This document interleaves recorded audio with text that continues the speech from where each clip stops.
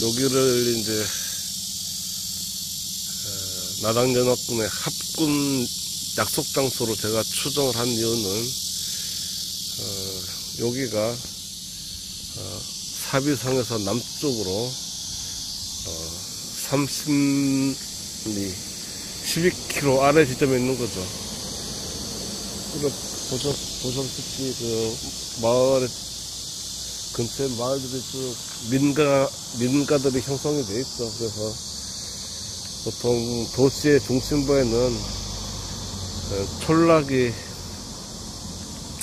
형성돼 있죠. 허벌판에서 만나진 않았을 테니까요. 그래서 여기를 그 약속 지점으로 잡고서 여기서부터 하루 평균 진군 속도 15.5km로 역산해서 여기서 이틀 거리에 황산벌이 있고, 여기서 또 3일을 더해서 5일 거리에 탄현이 있는 거죠. 저기 논산천과 이쪽에 금강, 저기 보시죠. 금강이 만나는 지점에 이쪽이 요게 이제 불암산입니다. 불암산.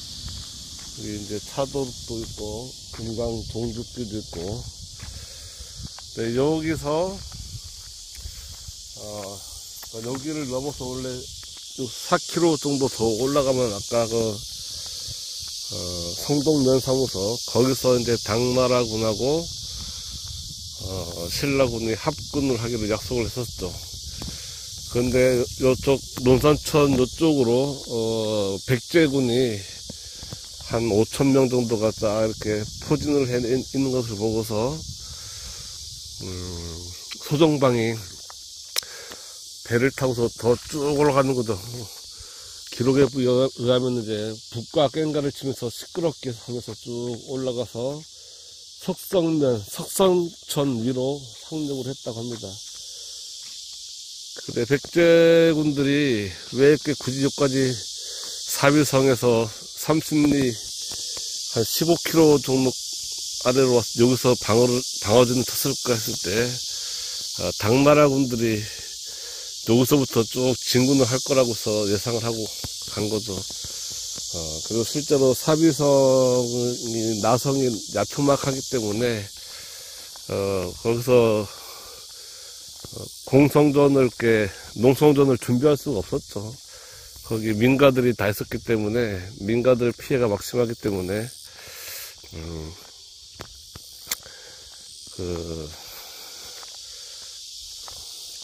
백제 유민들을 지키기 위해서 군사들이 여기서 전선을 형성을 했는데, 소정방이가 저 금강을 따라서 쭉 한참 더 올라간 거죠. 그러니까 백제군들이 이제 멘붕에 빠져가지고서, 여기가 바로 정확하게 여기가 논산천이죠. 저쪽에 보이는 강경의 옥녀봉이죠. 저기가 이제 조선시대 때 무슨 서원도 있고, 이쪽에 금강이 흐르고, 여기 딱 만나는 삼각지점. 지금 이제 홍수가 그쳐서 논산천이 안 보이는데, 그래, 여기 이제 논산천에서 위쪽으로, 그러니까 논산천의 북쪽이죠. 북쪽에, 여기 좀 뚝방 밑으로 푹 패였죠. 여기가 예전에는 이제 범람하니까, 갯벌 같이 이렇게 됐을 테고, 아까 좀 전에 찍었던 저쪽 불암산 요쪽 인근에서 이렇게, 백제군들이 성을 치고서, 진지를 구축하고서, 싸웠을 것이다. 싸우려고 준비를 한 거죠. 그렇죠. 여기서 아마, 그러니까 요쪽에 금강과 논산천 만나는 요쪽으로 상륙할 거라고, 당나라 수군이 이쪽으로 상륙할 거라고 예상을 했는데, 소정방이가 대단한 사람인 게, 이걸 무시하고서 한 10km 더 올라간 거죠. 10km 더 올라가서 논산천 위에 석성천, 또 석성천 위쪽이 아니고 석성천 아래쪽이 아니고 위쪽으로 상륙을 해버린 겁니다. 어차피 거기서부터 진군을 해야 되니까. 그래서 웅진구 전투인가요? 네, 웅진구 전투에서 백제 그나마 있던 한 5천 군사에서 5,000명에서 10,000명 정도가 되는 군사가 기록에 의하면은 당나라군에 의해서 완전히 몰살이 됐다고 합니다. 전부 다 죽었다는 얘기죠. 황산벌 전투는 이제 우리 같은 민족이니까 말도 통하니까 야 항복해라 해서 충영과 상영하고 한 1,500명 정도가 항복을 해서 다 살아남았죠. 근데 당나라군들은 뭐 이방 민족이니까 살려둘 필요가 없죠. 다 죽여버린 거죠. 귀찮으니까. 포로를 잡아도 그 포로 관리하는 것도 보통 게 아니니까. 여기가 석성천입니다. 또 성동면에서 또 석성으로 구분짓는 조그만한 금강의 지류죠. 그래서 이쪽이 이제 석성면의 남쪽이고, 석성천의 남쪽이, 이쪽이 석성천의 북쪽이죠. 그래서 당나라군이 이쪽으로 상륙을 해서 한 거죠. 그러니까 아까 4km 지점 남쪽에 있던 백제군들이 이제 멘붕에 빠진 거죠. 그래서 이쪽에서 이제 바로 부여로 이제 더 이상 뭐 이런 천을 거는 필요가 없어 바로 진군이 가능하니까 소방장이 소정방이 머리를 쓴 거죠. 그래서 이것도 이렇게 반복적으로 저번에 왔을 때는 어디거든지 잘 몰랐는데 한 번 더 지도를 유심히 판독한 다음에 보니까 확실히 질이 파악이 되네요. 자, 석성천 북쪽 방면을 한번 쭉 가보죠. 올 봄에 한번 쭉 왔을 때 쭉 가다가 말았는데 확실하게 좀 폭넓게 좀 조사를 하니까 감이 오네요. 그래서 이쪽으로 이짝으로 소정방의 당나라군이 상륙을 한 거죠. 예. 석성천은 꽤 폭이 유역 면적이 넓지 않기 때문에 이쪽도 예전에도 갯벌은 많이 했을 것 같고 그냥 평범한 대지였을 것 같습니다. 예. 금강하고 만나는 지점까지 한번 가볼까 하는데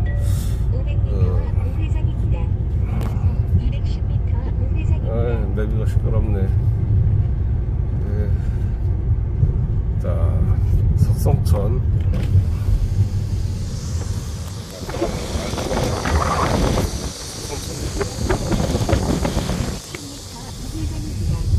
자, 그래, 여기를 다시 한번 여기서 이제 석성면사무소를 통해서 부여 사비성으로 현재도 도로가 나 있는 그 길으로.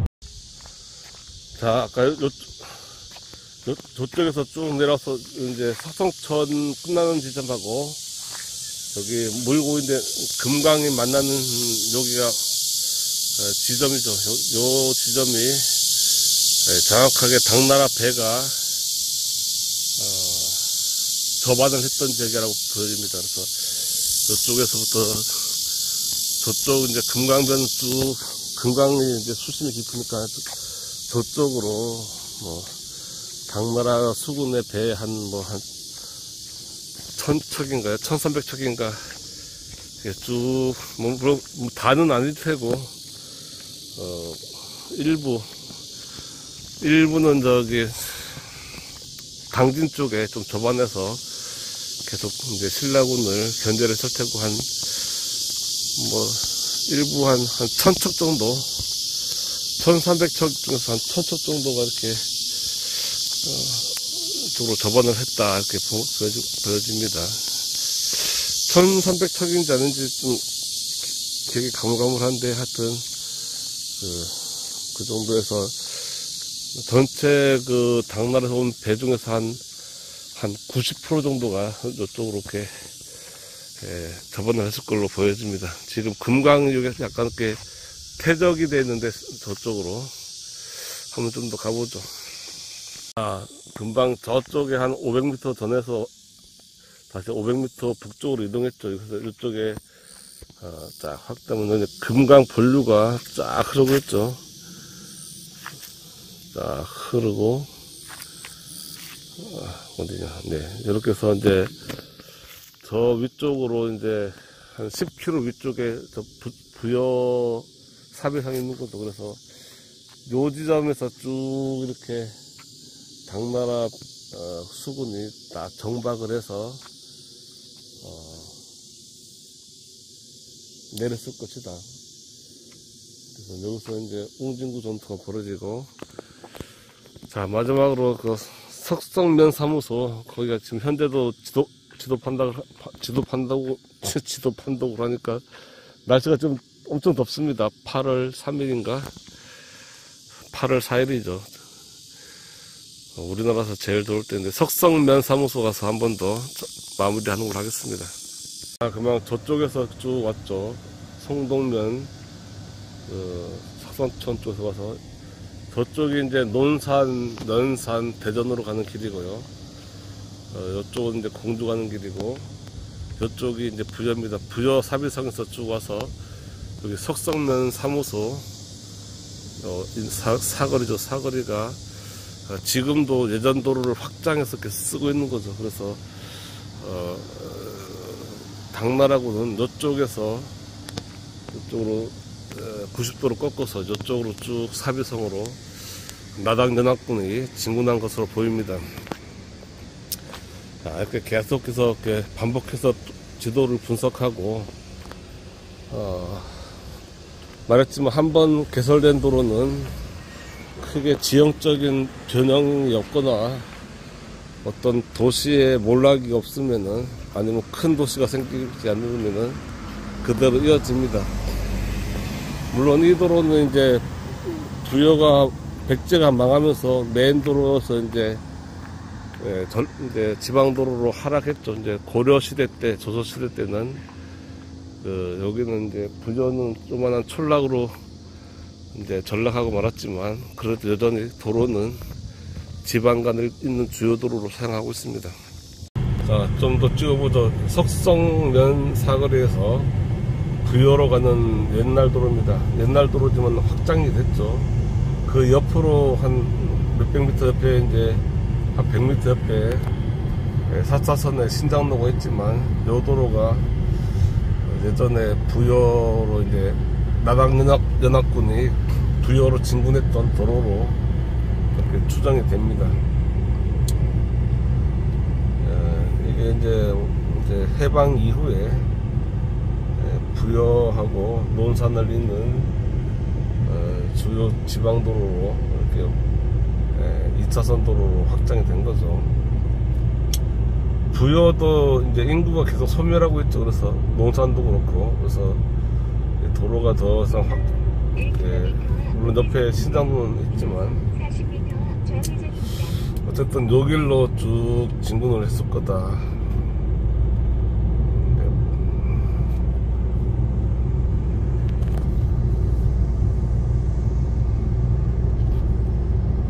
여기도 충호탑이 있네요. 자, 아까 그 석성사거리에서 쭉 오다 보면 여기를 되고, 여기에 이제 부여나성하고 첫 번째 마주치는 거죠. 여기가 이제 지금 이제 문화재로 이제 금관